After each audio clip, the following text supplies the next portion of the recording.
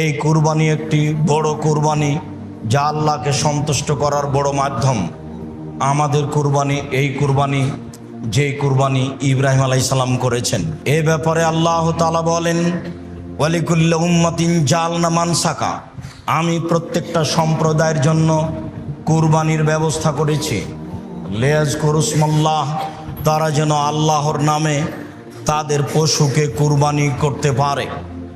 আল্লাহ তাআলা বলেন, লা ইয়ানালাল্লাহু লুহুমুহা ওয়ালা দিমাউহা ওয়ালাকিন ইয়ানালুহু তাকওয়া মিনকুম, নিশ্চয় মানুষের কুরবানির গোশত, নিশ্চয় মানুষের কুরবানির রক্ত আল্লাহর নিকটে পৌঁছে না, নিশ্চয় মানুষের অন্তর আল্লাহর নিকটে পৌঁছে।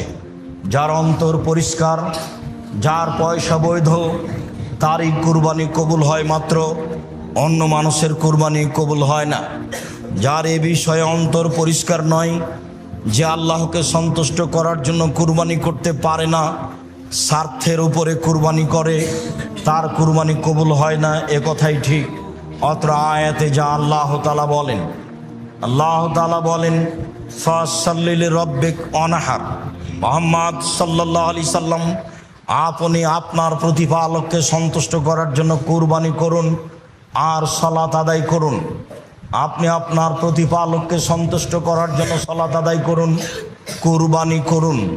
অবশ্যই কুরবানি আল্লাহকে সন্তুষ্ট করার জন্য একটি বড় মাধ্যম, যা কোরআন এবং হাদিস দ্বারা প্রমাণিত হয়।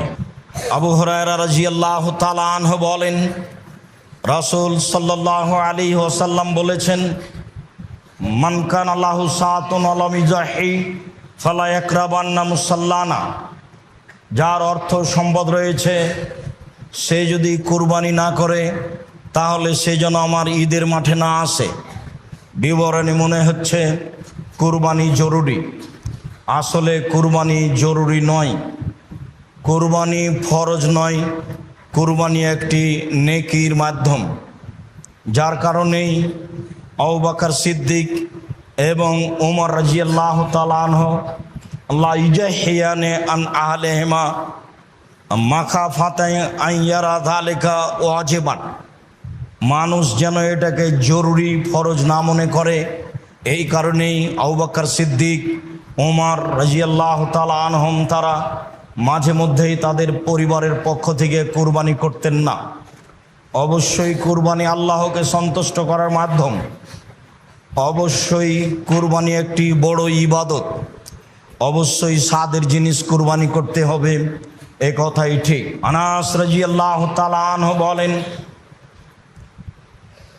যাহা রাসূলুল্লাহ সাল্লাল্লাহু আলাইহি সাল্লাম কাবশাইনে আমলাহাইনে আকরানাইনে যাবাহুমা বিয়াদিহি ওয়া সাম্মা ওয়া কাব্বারা, রাসূল সাল্লাল্লাহু আলাইহি সাল্লাম দুইটি সাদা কালো শিংওয়ালা ভেড়া কুরবানি করলেন।